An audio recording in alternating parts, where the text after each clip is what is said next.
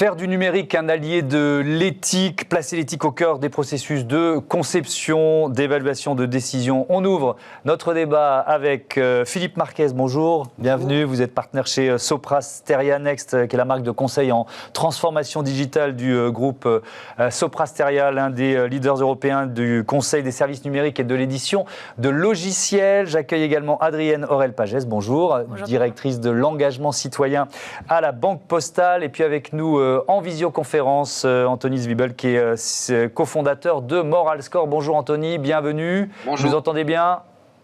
Oui. Tout marche, c'est bon. Parfait, la vie est belle, on peut démarrer. Amélie Aubry évidemment, et rester avec nous, toujours directrice générale chez Edelman France.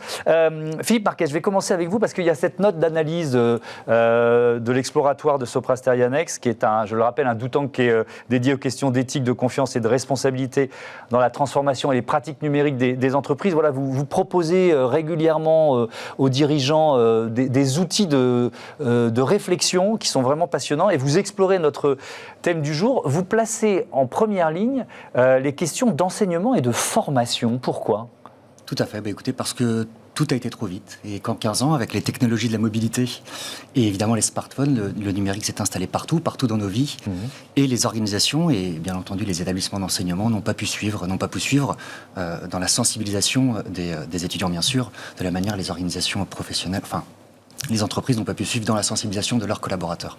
Donc il s'agit de rattraper ce retard et de développer, on va dire, un socle commun de culture générale de ce qu'est le numérique. Ouais.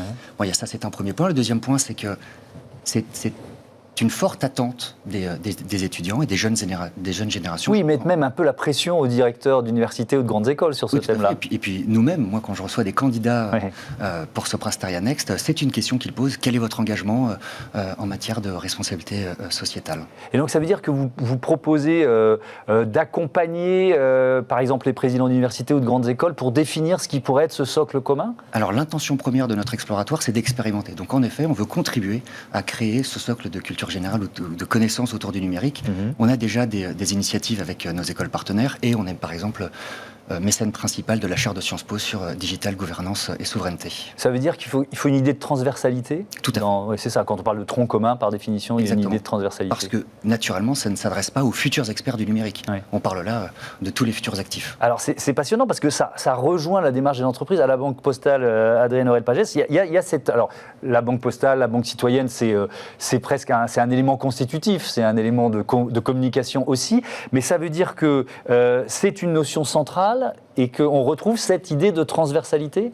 Oui, absolument. Oui. Alors, l'engagement citoyen, il est absolument au cœur de l'ADN de la Banque Postale, qui a été créée il y a 15 ans, avec cette idée d'exercer le métier de banquier différemment, notamment via la mission d'accessibilité bancaire qui permet à plus d'1,5 million de clients aujourd'hui d'ouvrir un livret A sur lequel il peut exercer les activités bancaires, comme par exemple recevoir les prestations sociales.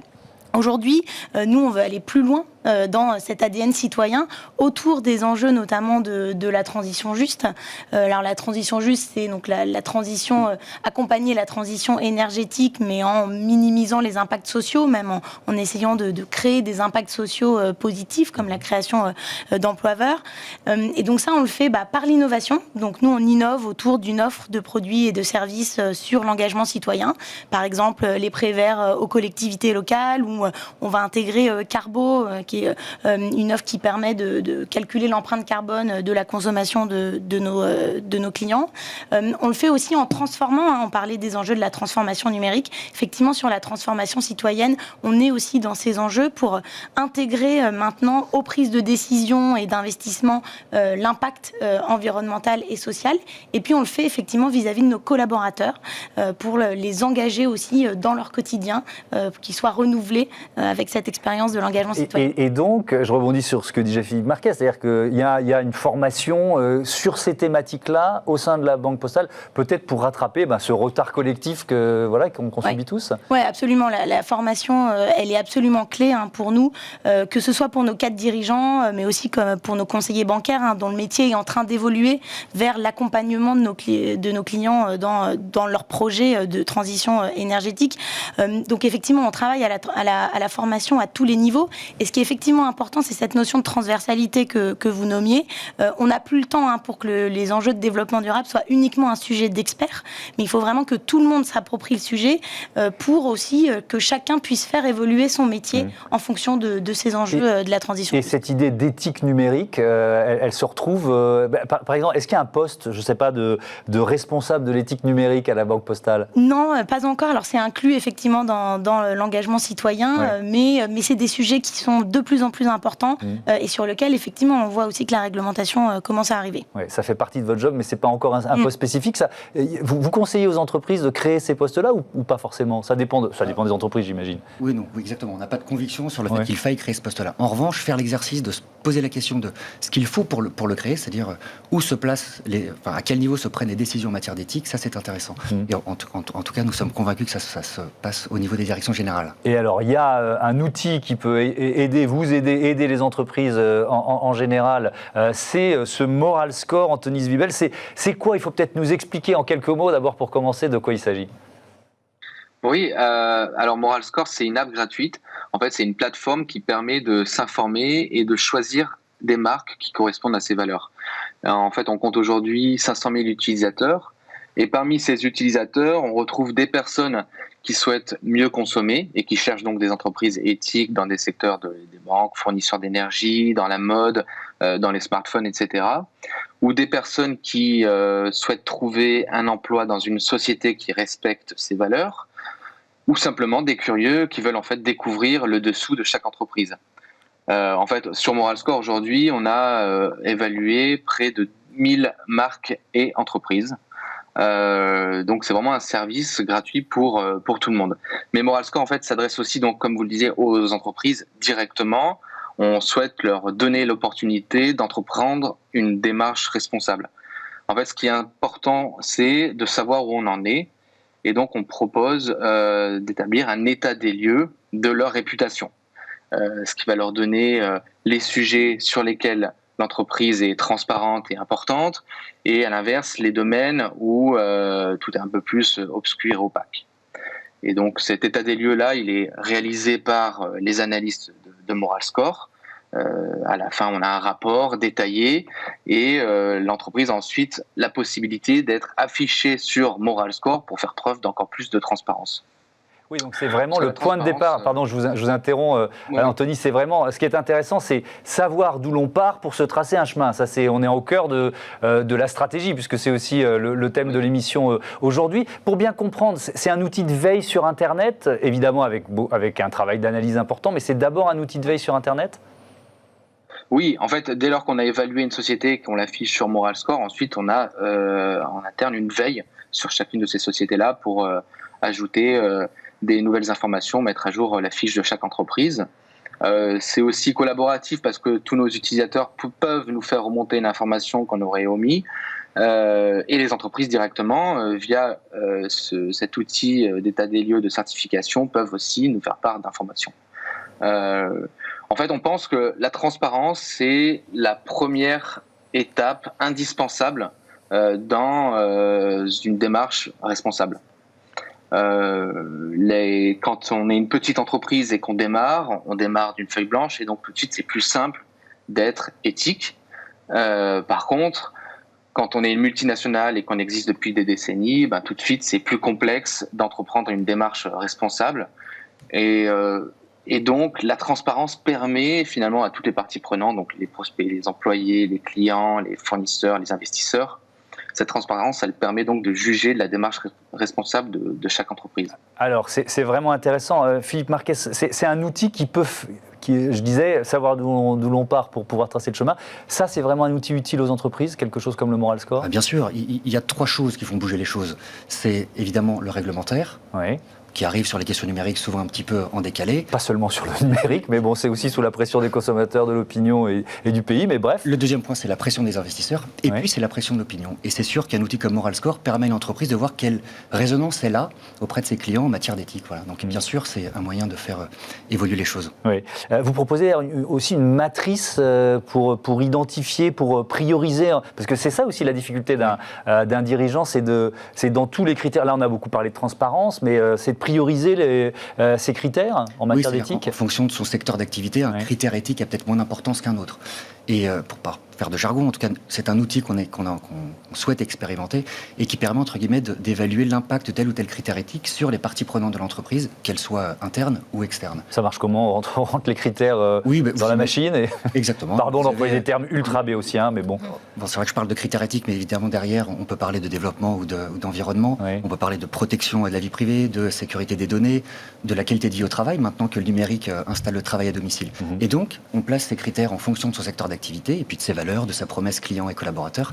Et puis, ça permet peut-être ensuite à chaque salarié de l'entreprise, un conseiller bancaire par exemple, de voir si une décision qu'il prend est bien en cohérence, en adéquation avec, on va dire, le standard éthique de son entreprise. J'aimerais bien vous entendre sur ce moral score.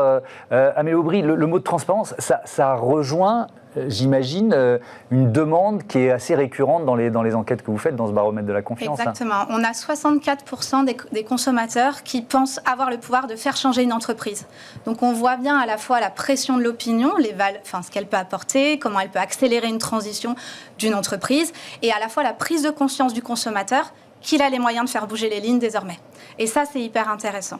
Donc, le moral score, moi, je trouve ça très positif. De toute façon, tout ce qui pousse à une accélération plus forte, à une prise de conscience de la nécessité d'avoir un impact positif pour la société, est important et nécessaire vis-à-vis de l'opinion et permet d'avoir des points de confiance en plus pour son entreprise. Mais surtout, ce qui est intéressant, c'est qu'on ne demande pas la transparence totale, quoi. C'est-à-dire qu'il faut que ce soit, qu'il y ait une volonté de transparence, qu'elle soit affichée par l'entreprise. Peut-être même qu'il faut admettre qu'on a quelques défauts, quelques marges de manœuvre.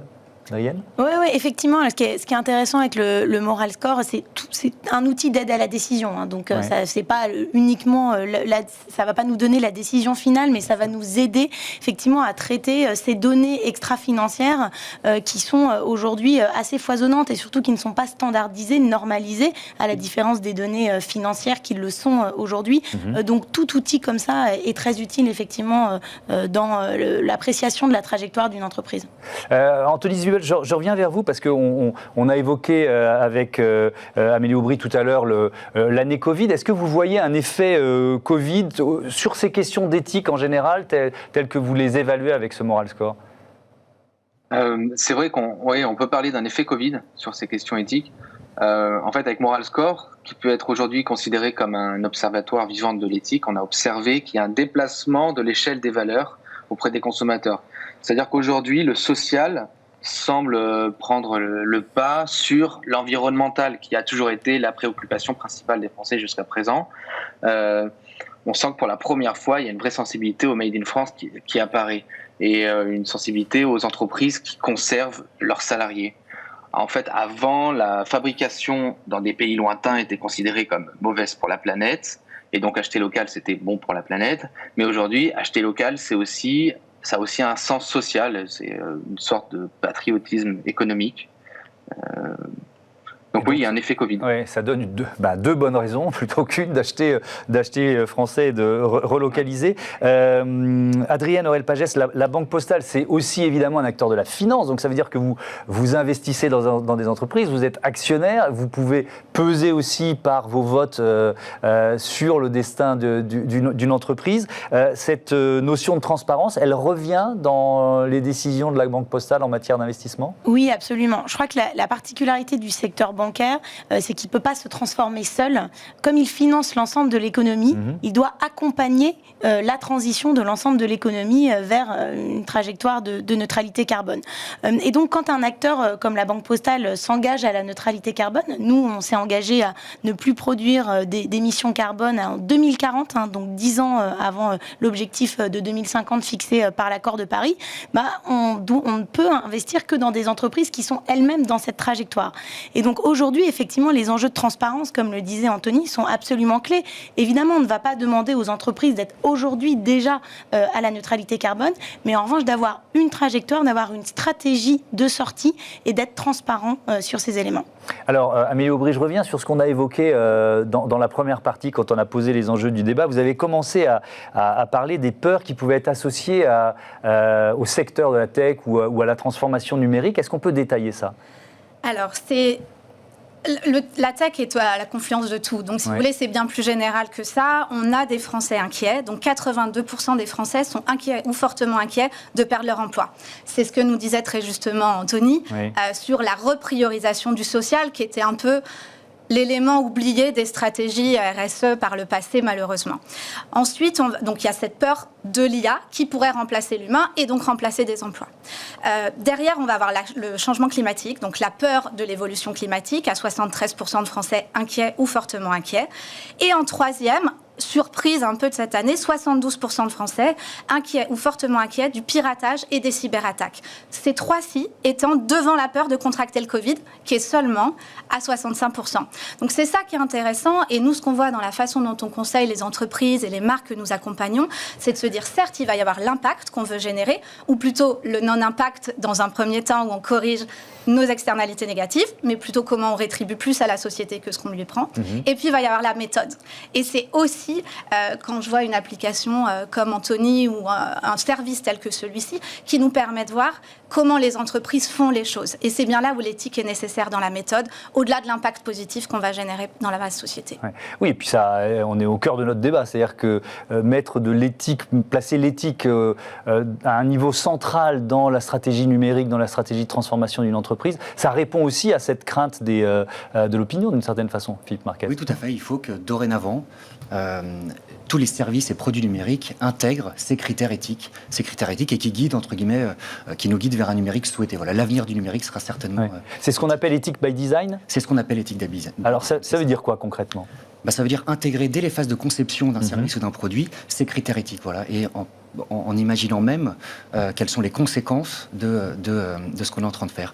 En matière d'usage, par exemple. Quels sont les usages que va susciter mon produit, mon service, ou les dérives éventuelles, bien sûr, qui sont plus difficiles à anticiper, bien sûr. Donc ça veut dire que vous, là aussi, dans les produits, dans le conseil, dans l'accompagnement que vous pouvez proposer chez Sopra Steria Next, il y a des outils qui permettent d'évaluer l'impact numérique d'un service sur toute sa durée de vie ou d'un objet sur toute sa durée de vie ? Oui, en l'occurrence, il y a une initiative locale chez nous de quelques collaborateurs qui ont travaillé sur un outil, c'est vrai. C'est quoi ? Alors ça s'appelle ACV numérique, ça permet d'évaluer l'impact numérique d'un service sur tout son cycle de vie.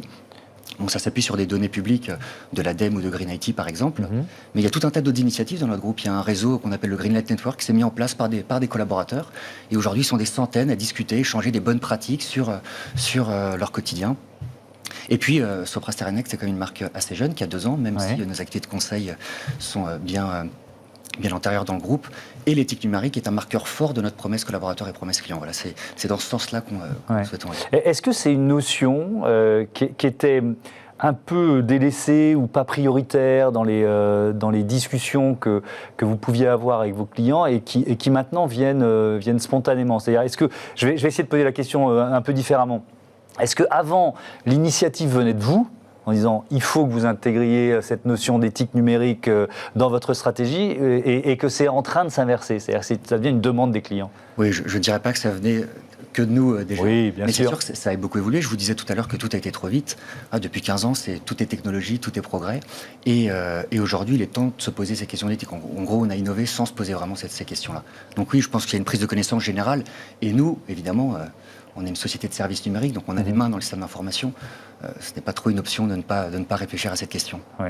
Amélie Aubry, votre baromètre, donc là, on vous êtes appuyé sur le baromètre annuel, mais c'est un outil que vous réactualisez régulièrement, justement pour accompagner les dirigeants, les entreprises ? Exactement, ça nous permet d'avoir ce qu'on appelle des insights dans notre jargon, donc des faits sociétaux et un regard sur l'opinion et sur les différentes institutions pour les amener à prendre les bonnes décisions. Donc c'est en premier lieu ça, et donc on va en avoir à différents moments clés. Donc là, on vient d'émettre un nouveau rapport Monde sur la sortie de crise. On va en avoir sur les thématiques émergentes, type diversité et inclusion, suite malheureusement à la mort de George Floyd, qui a été un gros sujet aux US et dans le monde. On a un rapport spécial qui nous permet d'aiguiller nos clients et les marques que nous accompagnons sur ces sujets de la diversité et de l'inclusion. Donc ça veut dire que vous pouvez être en réactivité activité en réaction à l'actualité? Alors, il nous faut un temps pour faire le terrain. Oui. On a cet enjeu d'être représentatif de la population. Donc, on a 1150 répondants à chaque fois par marché pour pouvoir faire des extrapolations. Mais oui, on est dans le show pour aider les entreprises à prendre les bonnes décisions. Là, vous avez une étude qui va sortir bientôt. Au niveau mondial, là aussi, vous n'avez pas encore totalement les résultats au niveau mondial, mais qu'est-ce que vous en attendez ? Alors, on attend de voir comment est perçue la sortie de crise. Oui. Quel est l'état des lieux de la confiance après cette année et demie, 2 ans là que nous avons vécu, pour se dire vers où doivent aller les entreprises, quelles sont les priorités. On s'attend à ce que les entreprises doivent de plus en plus choisir où s'engager et on les incite à faire des choix et pas vouloir être partout. C'est important d'être sur son territoire de légitimité et ces rapports nous aident à les aiguiller sur les attentes de la population, sur où elles doivent créer le plus de valeur et où, en fait, elles doivent apporter une transformation au-delà de ce que font les autres institutions. Adrienne Aurel-Pagès, on a parfois l'impression que les entreprises sont dans leur bulle, etc. En fait, plus elles sont, grâce à des outils comme ceux dont on a parlé, le baromètre de la confiance, les outils de Sopra ou le Moral Score, plus elles sont en prise avec la société, mieux elles évoluent. C'est une lapalissade de dire ça, mais il faut le mettre en place aussi. Oui, il faut mettre en place. Il faut absolument, effectivement, être à l'écoute des attentes de la société. Nous, en tant qu'entreprise publique, on a un vrai équilibre à trouver entre des valeurs qui sont ancrées dans notre histoire et dans la République française et l'évolution et les nouvelles attentes sociétales qu'on se doit aussi d'accompagner pour répondre aux enjeux de nos clients. Merci beaucoup, merci à tous d'avoir participé à ce numéro d'Ethic et Smart. C'était passionnant. On n'a pas fait le tour parce qu'une demi-heure, ça passe trop vite. Mais bon, en tout cas, j'espère avoir répondu à vos questions, à vos interrogations. On se retrouve bientôt pour un nouveau numéro d'Ethic et Smart. Éthique numérique, responsabilité des entreprises, transformation digitale. Ce sont les thèmes qui nous passionnent ici. À bientôt. Merci à toutes et à tous.